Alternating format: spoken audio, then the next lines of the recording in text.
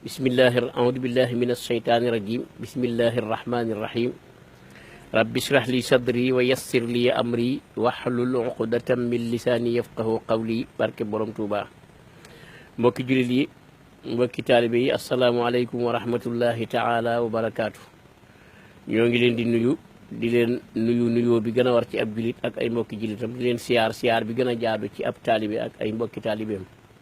Seen mbokkum taalibe mu ñu wax Serigne Assane Diaw mooy bëgg a laayanteeg yéen biir ci njëriñ lu rëy loo xam ne dañ koy def ci laylatul qadar, muy ñaari rakkaa yooyu julli ci guddi laylatul qadar, ñaari rakkaa yooyu julli ci guddi laylatul qadar. Yonent bi alayhi salaatu wasalaam wax ci njëriñ yu bari yoo xam ne ku góorgóorlu ba def ko sa àdduna ak sa àllaaxira lépp baax na.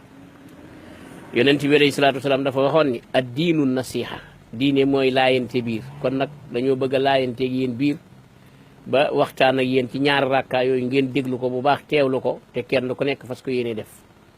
Yonent bi alayhi salaatu wasalaam saxaabaam bu ñuy wax Abdullahi ibnu Abbas radiyallahu taala anhu moo wax ni Yonent bi alayhi salaatu wasalaam wax na ni bu guddig laylatul qadr ñëwee, képp koo xam ne julli nga ci ñaari rakka bu njëkk bi bu mujj bi yëpp ñoo bokk noo koy defee.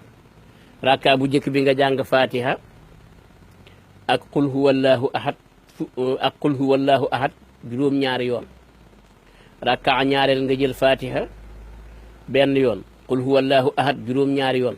ñaari rakka yi daal di njàng mi daal di man nga sëggru koo daal di sujjóot, daal di taaya, daal di wax asalaamualeykum. boo sëlmalee nag nga sikkar lii may bëgg a wax juróom-ñaar fukki yoon.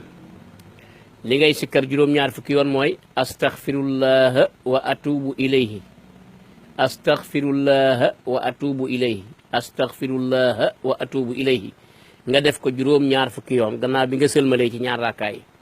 Yonent bi alayhi salaatu wasalaam wax na ni sayidina abdullahi ibnu abbas radiyallahu anhuma nee na Yonent bi alayhi salaatu wasalaam nee na képp koo xam ni def nga ñaari rakkaay yi, balaa ngaa jógee fi nga ko doon defee, fi nga sukkoon doon ko def, bala nga faa jógee yàlla jéggal na la, jéggal sa ndey, jéggal sa baay, bala ngay jóge fi nga ko doon defee.